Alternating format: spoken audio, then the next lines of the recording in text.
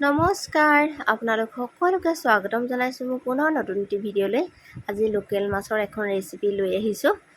এইখিনি লোকেল মাছ চাওক, আৰু লগতে আছে পেটু, আৰু এইকেইটা হৈছে ধুন্দুলি, কোমলীয়া কোমলীয়া ধুন্দুলি হয়। আজি ধুন্দুলিৰ লগতে মাছৰ জোলখিনি বনাম বুলি ভাবিলোঁ ভিডিঅ'টো আপোনালোককো শ্বেয়াৰ কৰোঁ। আৰু যিসকল নতুনকৈ চাইছে তেওঁলোকে প্লিজ মোৰ চেনেলটো ছাবস্ক্ৰাইব কৰি দিব, যাতে আহিবলগীয়া নতুন নতুন ভিডিঅ'সমূহ আপোনালোকে চাই থাকিব পাৰে।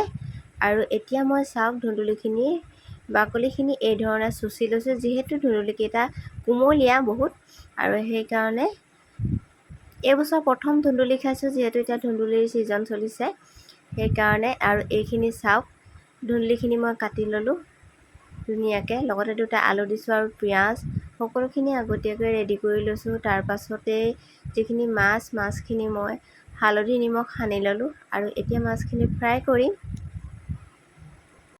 আপোনালোকে ভিডিঅ'সমূহ ক'ৰ পৰা চাই আছে কমেণ্ট কৰি জনাবচোন, ভাল লাগে আচলতে। আৰু আপোনালোকৰো ভাল নালাগেনে বাৰু? নিজৰ ভিডিঅ'ত যেতিয়া কমেণ্টখিনি পায়, ধুনীয়াকৈ পঢ়িবলৈ পায়, নিশ্চয় ভাল লাগে।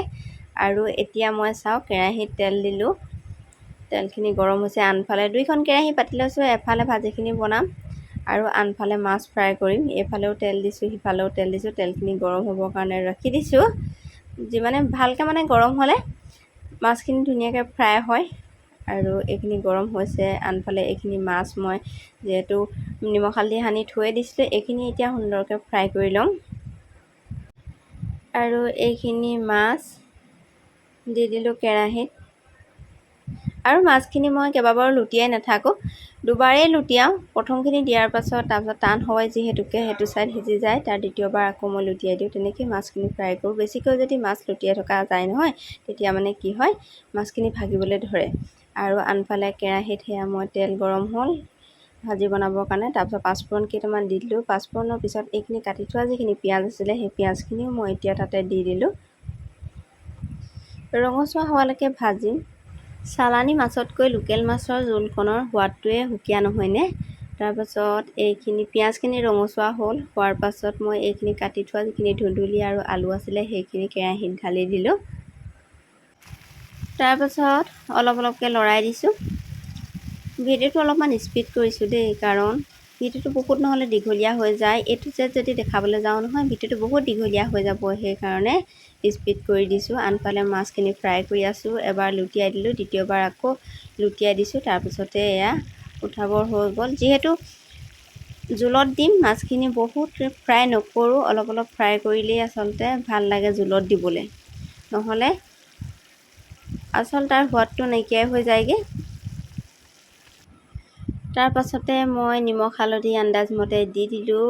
এখনতে ফোনটো ধৰি থকাৰ কাৰণে আচলতে নিমখ হালধি দিয়াখিনি দেখুওৱা নাই, আৰু আন্দাজমতে দি দিলেই হ'ল। আৰু সকলো ৰান্ধনিয়ে আচলতে সেই একেখিনিয়ে হয়, দুইটা কাম একেলগতে যি বনাব লাগে চব একেলগতে বনোৱা হয়। যদি এটা এটাকৈ বনাই থকা হয় নহয়, সময়টো বেছি সময় লাগে। প্ৰথমখিনি মাছ হৈ গ'ল, দ্বিতীয়খিনি আকৌ ফ্ৰাই কৰি আছোঁ। এতিয়া কমটি লৰাই ভাজি আছোঁ। তাৰপাছতে ইয়াত গৰম পানী দি দিম, আৰু তাৰপিছত ধুনীয়াকৈ সিজি গৈছে। আৰু আনফালে এয়া মাছ ফ্ৰাই কৰি আছোঁ, এবাৰ এয়া থলোঁ, আৰু আনখিনি ফ্ৰাই কৰি আছোঁ। লোকেল মাছ হ'লে লোকেল মাছৰ জোল খাবলৈ ভাল লাগে। চালানী মাছ সদায় খাই থকা হয়, লোকেল মাছ তেনেকৈ খোৱা নহয়। লোকেল মাছৰ জোলহে খাবলৈ বেছিকৈ ভাল লাগে আচলতে। আৰু এতিয়া এইখিনি ফ্ৰাই কৰি লৈছোঁ, তাৰপিছত ইয়াতে পানী দিম। তাৰপাছত মাছ দি দিম, আৰু এইখিনি মাছ হৈ গৈছে। জোলৰ কাৰণে মাছটো আচলতে বহুত ফ্ৰাই নালাগে, এনেকৈ থৈ দিম। কিন্তু যিখিনি ফ্ৰাইকৈ খাম, সেইখিনি অকণমান বেছি ৰঙা কৰি মূৰমূৰীয়া কৰি ভাজিম। ভাজিত মই একেবাৰে মছলা ব্যৱহাৰ নকৰোঁ। মছলাটো খাই আমাৰ ঘৰত বেয়াই পায়, সেইকাৰণে মই মছলা ব্যৱহাৰ নকৰোঁ। সেইধৰণেই বনাম। তাৰপাছত ভালদৰে সিজি গৈছে চাওক, এয়া ধুন্দুলিও ধুনীয়াকৈ সিজি গৈছে, আলুও সিজিছে আৰু আনফালে কৰি থৈছিলোঁ গৰম পানীখিনি এতিয়া ভাজিত ঢালি দিম।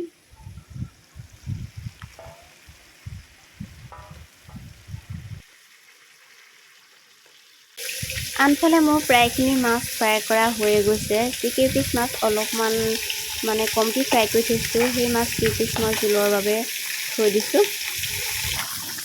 এতিয়া এয়া চব ভাজি উতলি আছে, আলুখিনি সিজিছে। এতিয়া ইয়াতে মই দি দিম মাছ কেইপিচ।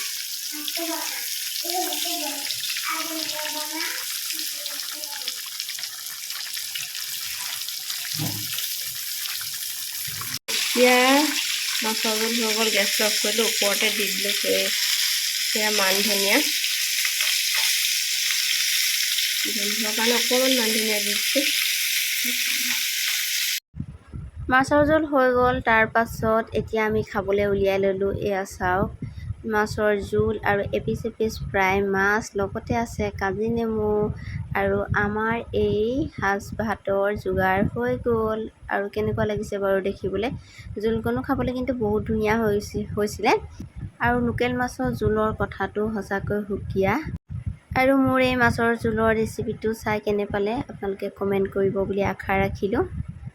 আৰু সঁচা কথা ক'বলৈ গ'লে আপোনালোকৰ এটা কমেণ্টে নতুনকৈ ভিডিঅ' বনাই যাবলৈ উৎসাহিত কৰে। যদি মোৰ আজি ভিডিঅ'টো চাই আপোনালোকে ভাল পালে তেতিয়াহ'লে লাইক কৰিব, কমেণ্ট কৰিব আৰু চেনেলটো ছাবস্ক্ৰাইব কৰি দিব। আৰু ভিডিঅ'টো শেষলৈকে চোৱাৰ বাবে আপোনালোকলৈ জনালোঁ অশেষ ধন্যবাদ। পুনৰ লগ পাম।